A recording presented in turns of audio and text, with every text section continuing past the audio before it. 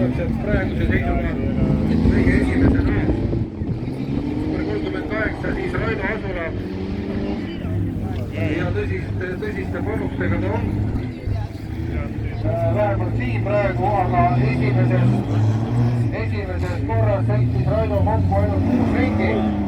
Kuidas ja missugune aastaga ta praegu võiks?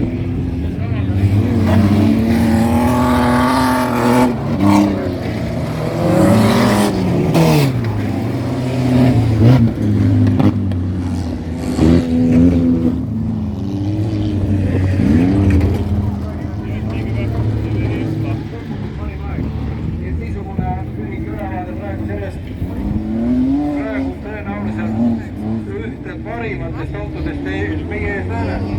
23 siis jah. Järgmisena nii.